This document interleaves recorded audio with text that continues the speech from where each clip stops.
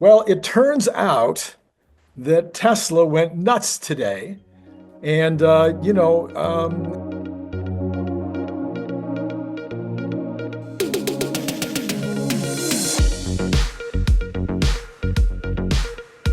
Warren's not surprised. I'm not surprised. I did look it up. I looked it up, Warren. I said, I'm pretty sure I was the first one to officially say it. I said that Tesla would be at 700 by the end of 2025. I said that on September 2nd. I did a video on it on September 2nd. I think that was not the first time I'd said it. But then everybody starts coming in, oh, 500, 600, 1,000. But you and I have been way out ahead. We've been talking Well, about the millions and millions and trillions for, I don't know, the whole 2 years I've known you. And my understanding, based on what you just said to me in the green room, is you don't really care whether it gets to 1,000 or 700 next year. What you care about is what it gets to 5 years from now. well, So, I'd like it. I'd like to go up. I'd like it to go up quicker, faster, but I'm not stressing about that. I think the long term is what matters. I will say that I think you've talked to him too. Brian Wang from Next Big right. Future predicted 450 by February, and on my channel back in like maybe it was his channel, but I was talking with him. He was calling 450 by February, and I don't make short term calls. I don't make short-term Right. predictions. He Right. had an explanation that had to do with institutional investors needing to catch up in their portfolio that they were underweight and shorts getting squeezed and something called a gamma squeeze. And I didn't understand most of what he said, but it's like, okay. And like, by the way, you said not surprised. No, I woke up this morning. So it's 10 a.m. here in Thailand. Right. Right. I woke up this morning. I usually wake up around 6 a.m. So around 5:45 a.m., I'm in the bathroom and my usual morning routine, and I look at my phone, and fortunately I was in the right place for shitting my pants because I was a little surprised to see the number that high because No it's kidding. at the time I'm looking at it, the market had just closed on I think Wednesday in the US, and I no I was legitimately surprised it went up that fast. Oh, yeah. No kidding. Everybody was. We were watching it and we were surprised. It just So kept I going. wasn't watching. I was asleep. It all happened while I was asleep because the market opens at 9:30 a.m. and I Yeah. think I at 9:30 a.m. For you, 9:30 p.m. for me.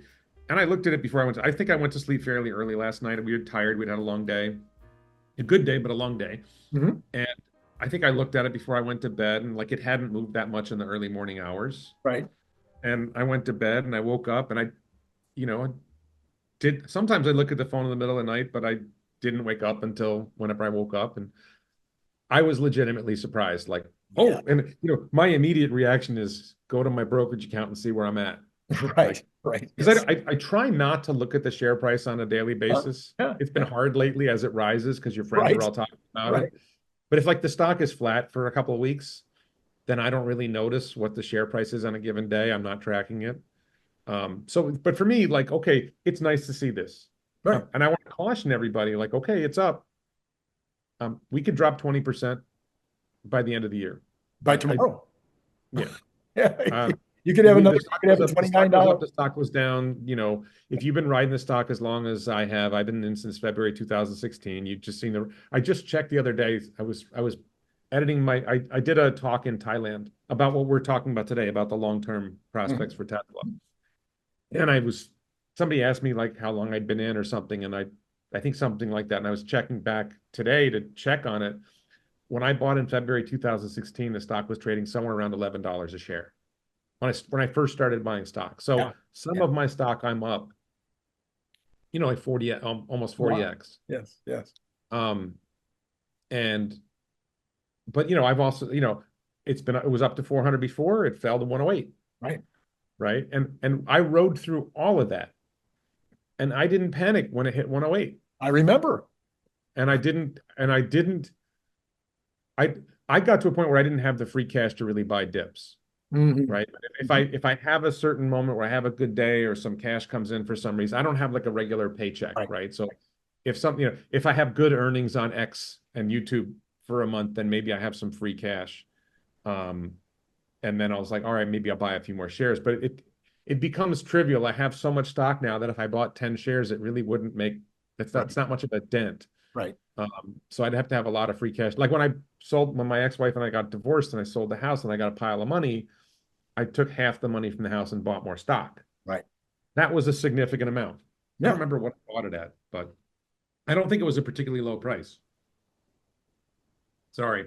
Um, but for me, it's just, you're riding the ups and downs. Yeah. And if you think the stock's going to go to $5,000 a share, does it really matter whether you bought at 250 or 350? Right. It doesn't. Yes. If you have enough, and I have enough that like I'm already basically set. I'm not Joe Rogan, right? I'm wealthier than the average American. I'm far wealthier than the average Thai, Yes. right? Of my age. I mean, Yeah, yeah, because there's yeah, yeah. wealth based on age, but for my age at 58 years old, I'm significantly wealthier than the average American, um, and far wealthier than the average Thai. And if I'm going to live the rest of my life in Thailand, which seems somewhat likely, some level of nomad life, and my legal residence is the U.S., but I'm probably going to be spending a lot of time in Thailand. Cost of living here is half to a third or less the cost Yeah. of living in the US, and I'm wealthier than the average American my age by a bit. So if the stock 5x is like, it doesn't really matter. For me, it gets to like, well, what can I do? Yeah. Like, I have this idea of a pod car startup. Like, Right. okay, well, when am I going to make that happen? When am I going to have the cash free to really make that happen? And I'm now like thinking, okay, I think I'm going to settle into a spot in May and really try to make this happen. Try harder to make this. Like, as long as I'm flitting around and nomading and 2 weeks in Japan and a week in Right. Right. Taiwan and road trips and everything. If I'm going to go to Spain, I was thinking I'm going to go to Spain for a few months. It's hard to like start up a company and then go to Spain for 3 months or That's true. Japan for a year. It's very hard. Yes. You have to like commit to, I'm going to be in this spot, and okay, now I can start it up. And I think I'm heading towards that in May. But like, if all of a sudden I have, let's say the stock doubles again, now it's like, okay, I want to hire, a few Thai engineers to make something happen. Like, all of a sudden this becomes young Thai engineers make about $700 a month, or less than $10,000 a year. Right. Hire a few Thai engineers, all of a sudden that becomes cheap. Right. That becomes affordable. Right. And what is it that you're hoping to do with the money? I think a lot of us are, some people are like approaching $1 million. Some people are $500,000 in Tesla stock. Once you get significantly over $1 million, it starts to be like, when you hit five, and I have this whole theory. If you were to take your pile and you were to put it, you sell your Tesla stock and you put it in a conservative portfolio. Right. And you're not guaranteed, but you're confident you're going to get a 5% return a year. Right. And you're going to spend 5% of what you've got. Right. A year. And so you're steady state. Your Right. portfolio stays roughly steady at where it is. And if you have $2 million, that's $100,000 a year you can spend, which is pretty good anywhere in the US. Pretty There's a much. few places where it's not like spectacular in the US, but it's most of the US, that's decent money. In Thailand, that's like living like a king. Right. Not like the king, but living very well. Okay. Yes. Right? Because you can live pretty well here on $30,000 a year. I mean, you can live reasonably well here on $10,000, $20,000 a year, but certainly $30,000 a year, you start to live pretty well. So, when you get to 5 million, you get to 10 million, like, all right, 10 million, you're spending $500,000 a year off. Well, what are you going to do with that? Yeah. Right. And, I don't need to take first class cruises and stay in luxury hotels. And, I don't drink, I don't smoke, and I don't go to hookers. So like, I don't use drugs. So where am I burning this money? So like, for me, it's like, okay, I can do a startup. Okay, I can help family members. I got things I can do to make life a little better. But at a certain point, you've got so much, like, it doesn't really matter anymore. Yeah. Like, I don't see myself buying a private jet. I don't see myself buying I'm starting to see the yacht. I'm starting to see the potential of the yacht. Well, CERN Basher and I did a whole show on this. If people want to go back and take a look at it. We talked about, some of the whole business of those kind of decisions, and even how to, should it be in a Roth or should it be in a regular IRA, et cetera, et cetera. But what about the getting there? So, Elon has talked about there's really, two businesses. I mean, let's be realistic. We can kind of narrow the subject matter down here because we've got Robotaxi. Yep. We're really confident that that's going to start this summer. It's a little bit hard to know 100% what's going to happen with Robotaxi. You were talking about like in Thailand, it's going to be very hard for Robotaxi to be a business because labor is so cheap. It's like why get rid of that Hard to beat. It's hard to beat the human driver in Thailand, in Vietnam, Thailand. Malaysia, Right, uh, Laos, Cambodia. right, You know, countries where, like in America, minimum wage is something like $20 an hour in most right, places. right. Effectively, the Effective, low wage effective. jobs are $20 an hour. Right. In Thailand, the low wage jobs are $10 a day. A day. And there Yeah. are countries that are poorer than Thailand. But the market in wealthy countries is large enough that Tesla can have 10 million robotaxis operating and Right. And not even that's the kind market. of the assumption is that it'll be like 10 million robotaxis to get to some, even a million robotaxis would be some big numbers. But what we don't know is exactly how that's going to play out. Right. So, so I was going to skip over robotaxi for a minute. I was going to go to Optimus Yeah. because we can be pretty clear about how Optimus is going to work out. It's like if Optimus truly can do anything that a human can do, within crazy small little places it might not be able to, but in some cases it'll be superhuman. It'll be able to do things that humans can't do. So if that's true, and you and I think you were the first one who said they could put on solar roofs. You were Yeah. talking about security guards would be a fantastic. But then you just go from there. It turns out, it's flipping hamburgers or it's Let me just pause you. You don't need it to be able to do everything a human can do. If okay, it can do some things that humans can do. My approach to it is, imagine having worked in a Burger King and a Dairy Queen when I was a kid. right, Imagine you have a crew of 10 people on at a fast food restaurant, a large fast food, because a lot of fast food restaurants have less, but let's say you got a large fast food restaurant, you've got 10 people working. If it can just do enough tasks that the boss can go from 10 people on the shift to 9, hmm, right? So you go from paying 10 workers to paying 9 workers on 2 shifts a day, right, right? And if your average worker costs you $20 an hour, which in California, I think it's 25 plus, and that doesn't include workers' comp and other expenses of employees. But if you're saving the employer $20 an hour times 2 employees, that's, easily 4,000 hours a year. The bot probably works more than that. hmm, You're talking about $80,000 a year in value hmm, from a device that should, in the long run, cost less than $10,000 for Tesla to build. right, And so if it's going to generate $80,000 a year in value for its owner, hmm, probably do that for 10 years. hmm, It's a reasonable estimate, you know, ballpark, that it's going to generate $800,000 in value for that owner. Well, he's probably going to pay at least $110,000 for the bot to get that $800,000 in value. And then you just made $100,000 of profit on the bot. right. And the market, this is Or very, you do very it by large. or you do The it by market, rent it out as opposed to selling it. I'm just saying, like, Yeah, however you're making the $100,000, whether you're making it as a rental over the course of the 10-year life of the bot, or you're making it on a sale initially, it doesn't really matter. And there's labor shortages in a lot of wealthy countries, so it's not like if you made 100 million bots a year, you might not be denting the labor shortage. I think people are like, oh, it's going to displace all these human jobs. Like, well, think about it as increasing the productivity. Let me just talk about this one point, okay? sure. Because Elon says this stuff too, and I disagree with Elon. Oh, Long run, he's probably right. But medium term, I think there might be a massive boost to employment from Optimus. And mhm, here's an example of it. And the solar roof point is the example.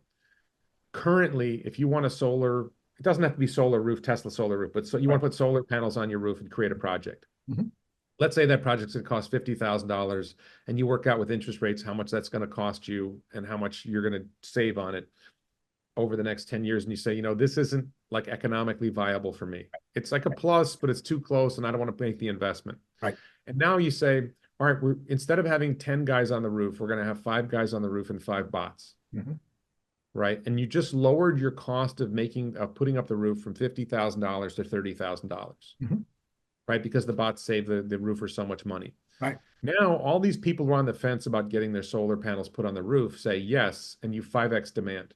Right. So on an individual job, you've displaced 5 human workers. Mhm, You 5x the number of jobs, so you've actually 2.5x the number of jobs right. for humans. Right. And the bots are doing the most dangerous stuff. Right. The humans are doing the less dangerous stuff. So you've made it safer. There's a lot of gain here. And I think that's the one context that I can think of where it really makes sense, but there's probably a lot of other contexts where you end up generating a lot more work.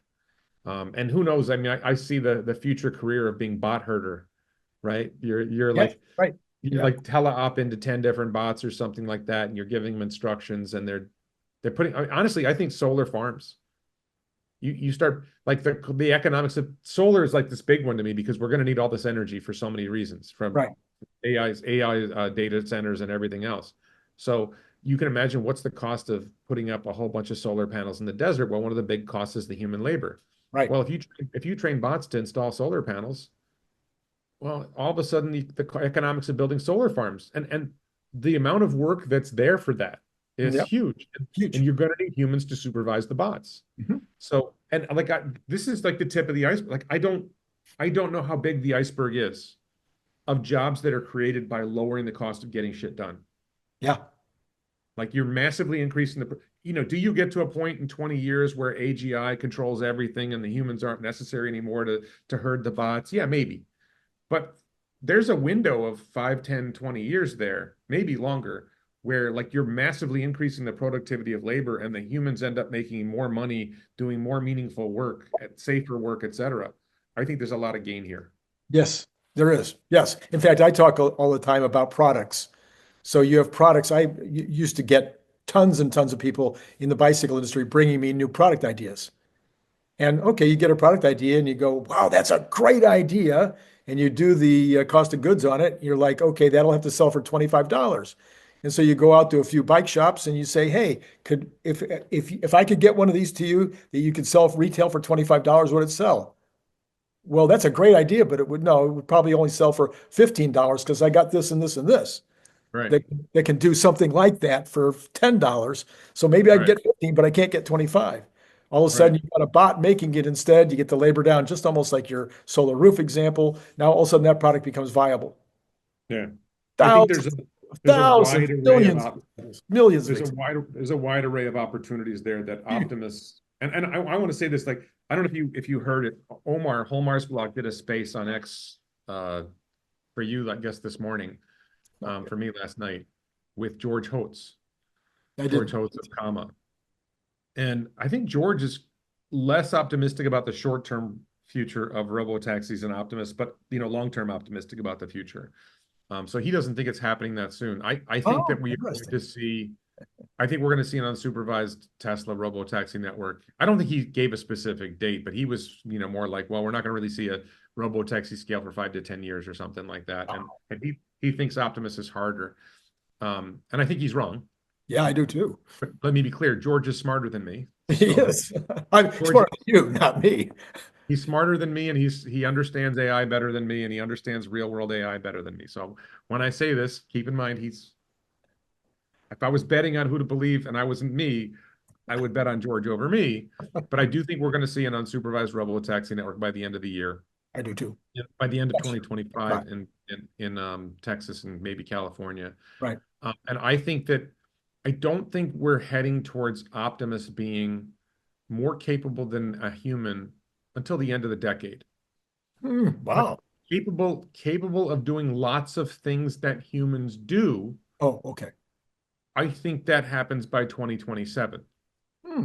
So you don't think that when the top leadership at Tesla just this week said that there will be thousands of Optimus working in the factory doing useful tasks, you don't believe them?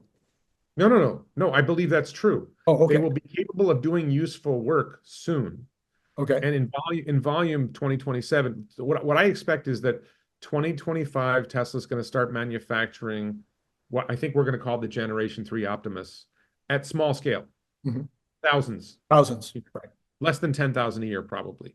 Mhm. Okay. And then 2026, maybe late 2026, I think we get the Gen 4 Optimus that they learn from Mhm. having thousands of Optimi. Yes. As Thousands of Optimus. we created that back about almost 2 years ago. We had a discussion on X, and we all decided it was Optimi. Right. So we're going to have a bunch of Optimi operating, and they're going to generate a lot of data. Yeah. And Tesla's going to have a massively increased Cortex training cluster in Texas that will now have Blackwell 200s and, next generation of Dojo or whatever to train on the data. And they will have learned how to manufacture the bot better, and a next generation bot that's even better. So Gen 4 bot probably is real late 2026, start manufacturing at scale in 2027, and Generation 4 bot doesn't go broad market, but they start selling them to industry partners like Frito-Lay Pepsi, which partnered with Tesla and Semi. I think it's obvious. It's obvious to me, and maybe I'm wrong, that Frito-Lay Pepsi will be like, sure, we'll try that out. Yes. We really like this Semi experiment. Let's try out the Optimus experiment. And Yes. warehouses Yeah. are a really good use case for Optimus. Right. Right. And maybe riding in the truck and doing some of the work that the truck does, I think that they're going to continue to have a human in the truck for a long time. But like if they get to the point where they're doing convoys with Semi and there's one human in the lead truck and then there's 2 or 3 trucks following, well, what if you put an Optimus in each of the other trucks? And then you have tasks that you have to do with the trucks. Mhm. But now the driver is hurting the Optimus, supervising the trucks, right? I think that there's a lot of potential there. So I think that we scale to 100,000 Optimus a year in 2028. Wow. Okay. That's a way further out than I'm thinking. I'm Well, thinking, Elon said he wasn't going to get to 1 million a year until the 3rd generation of manufactured bot, and then it was going to take a little less than 2 years per generation, a year and a half to 2. yeah, yeah. So if we're starting Gen 3 early 2025, and we're starting Gen 4 late 2026, and we're starting Gen 5, which is the mass scale bot, 2028, 2029. So if you start the Gen 5 bot in 2029, you start manufacturing that at scale in 2029 or 2030, and that's when you're starting to do 1 million a year. So I just see, I don't know if Amazon, I don't know if Jeff Bezos is willing to take a test on the Elon product, but he probably will have to. I think all these warehouses, warehouse is an obvious use case, and it's a high volume, right? Walmart warehouses, and you can see Optimus walking around Walmart's, checking the shelves, Mhm. making. How many times have you been in a store and like there's no price on a product, or there's no item, that item is out, and if you had an Optimus that was walking around the aisles, Mhm. and how much would it cost Walmart to have 10 Optimus walking the aisles?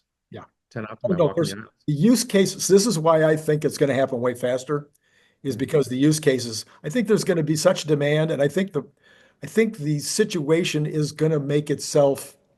I think that even though I think that the TAM is obviously so large that it's not going to matter that much about the competition, I think that because there's already 80 companies that are making bots at some humanoid bots at some level, that there's going to be a clamor, a very big clamor for Tesla to produce, Yeah. to get something out on the streets. And I think it'll be ready to go. I think Yeah. they'll have again, I was in manufacturing and warehouse distribution my entire career. That's what I did from age 22 until I retired. Sort of retired. I guess you can't call it retirement because I would continue to work now, right now, this minute. But anyway, there's so many jobs that can be done in manufacturing, so many jobs that can be done in distribution, and they're simple, repetitive, stupid tasks that the bot could do right this minute. Just Yeah, has to be manufacturing, and but I distribution. think there's a lot of other use cases. And I will say this, I think that when we talk about like walking the aisles of Walmart, Yeah, I think that's a problem in America because we do not have social cohesion. And I think there will be plenty of people who will mess with the bots, and that will create problems. I think that I think they're gonna know Krav Maga. No, judo. Judo. So ultimately you can't have, especially in certain parts of America that might not be red. There might be just an absolute government tolerance for, yeah, you can do whatever you want to a bot and there's no consequences. But I think about Japan, which is a very orderly society. I think Japan will embrace Optimus fast. I think there's a massive labor shortage in Japan. There's a lot of needs in a lot of places. I think Japan will embrace Optimus fast. It'll add a lot of value quickly. Wages are low in Japan compared to the US, but they're not so low that Optimus wouldn't be competitive. Optimus would still be highly competitive in Japan. China will embrace it because China believes in advancing technology. And I will say this, this is a really important detail, that when you're looking at the broader picture of geopolitics, or the way the world is going, countries that embrace this technology will have massive growth. Yes. Massive growth. Massive. You're going to have a massive spike in productivity of labor, massive spike in productivity of capital. Your GDP growth will 2x, 3x, 5x, dramatic growth. Yes. Countries and states, because there will be states in the United States, countries that resist this technology will lag. They might not, they might still grow, but they will lag behind. And we talk about a digital divide. This is what I talked about I spoke to an audience in Thailand about this. There's a problem for very poor countries that the use case for Optimus and Robotaxi isn't as strong because human labor is so cheap here. Right. So I think that wealthy countries have the opportunity to really sprint ahead and really widen the digital divide. But there's also going to be a digital divide, or autonomy divide, or robotics divide, whatever you call it, between countries that embrace it and countries that resist it. So my gut hunch is Europe will resist and fall, and that they're already, stagnant. Yes. And they will fall further behind. America, depending on where you are, will embrace it with some challenges. China will go all in. And China's economy is probably already larger than the U.S. economy, and it's there's different measures, but it's certainly in the U.S. and China stand above everybody else in terms of where they stand in the world economy. China will double or triple because of their embrace of robotics and autonomy. Well, and like 60 out of the 80 robotics companies are in China.